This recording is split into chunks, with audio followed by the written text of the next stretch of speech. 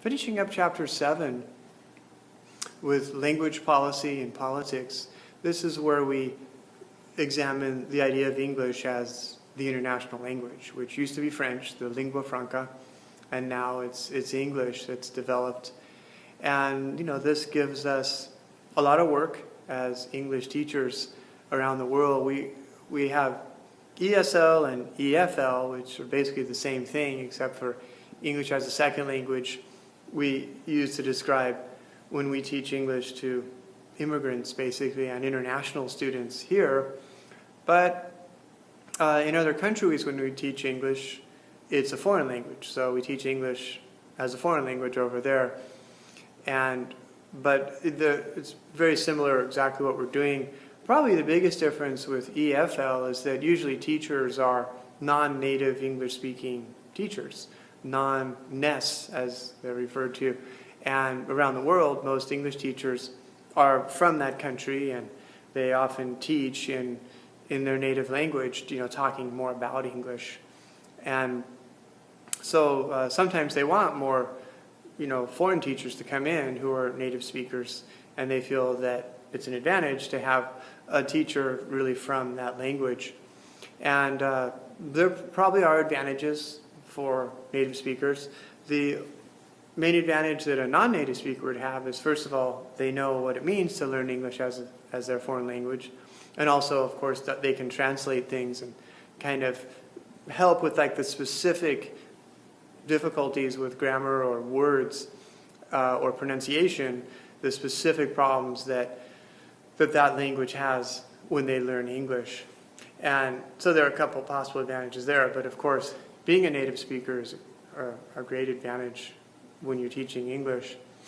And there's some controversy about English being the international language because, the colonialism and imperialism history where some other countries feel that America's trying to use English, or the British Empire using English to dominate world culture or world business, and that can be perceived negatively. Also, English can be kind of a threat to another language if English starts coming into their language through, especially technology, but it could be also just through media and the internet, then it kind of tends to be seen as a corruption of their language. So there's a resistance sometimes to having English. It's kind of like the same resistance they might have to American, like McDonald's or Starbucks, but in this case it's just more the language influence. But as we all know, English is common for education around the world, business, and technology too, and the whole internet. So it's pretty much unavoidable. But like I say, not without some negative connotations.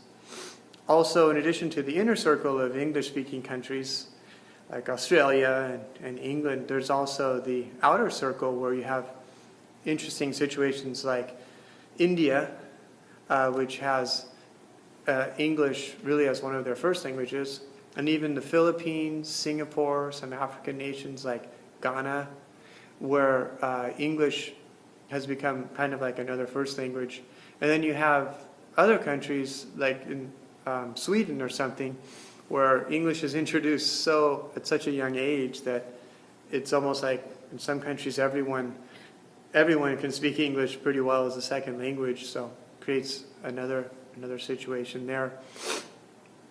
Also, going on to the Sapir-Whorf hypothesis with Benjamin Whorf and Edward Sapir. The Sapir-Whorf hypothesis, which was the concept that, because language comes from our culture, then in a way our language, our first language, kind of limits our view of the world.